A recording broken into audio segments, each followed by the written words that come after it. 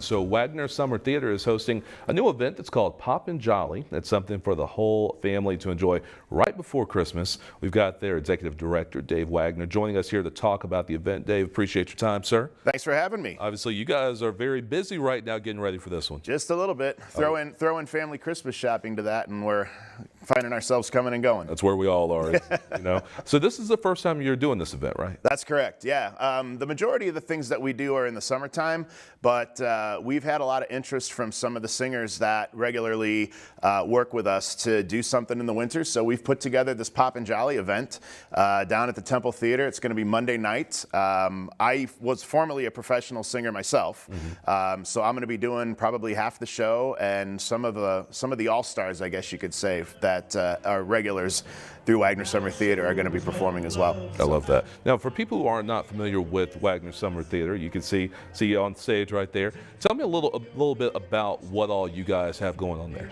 We have everything going on there. Yeah. It started about 8 years ago.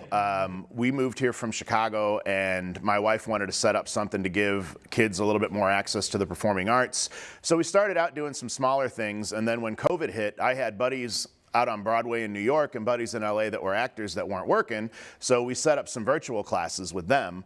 It's ballooned from there. We still do a lot of things, like we had Aaron Burr from Hamilton do a camp with us.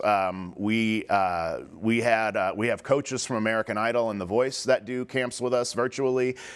We expanded into the shoe world. My son's a big sneakerhead, and we did a camp for Nike where we had a big YouTuber who's into sneakers, and my son will kill me for not remembering the guy's name. And we do sports broadcasting camps, all kinds of stuff. Yeah. And I saw that you guys, speaking of kids, obviously a lot of kids, you have a youth pop group that's going to be a part of this, right? And that's essentially what I was talking about before. That's kind of it's not all of, but it's a lot of what I would call some of the all-stars, more the kids that, are hoping to go in this direction in the future and have been with us for a long time. So yeah, that's kind of the group that we've got going. I've been directing them, and Napoleon Douglas has been helping us out directing them. So yeah, they sound great. I'll bet they do. All right, let's talk about some of the music that people are going to be able to hear if they come out to it. We're putting in stuff for all generations. The thought behind it was sort of a generational family-friendly show. So we're doing some of the classics. We're doing some of the new stuff that only the hip young people are going to know about.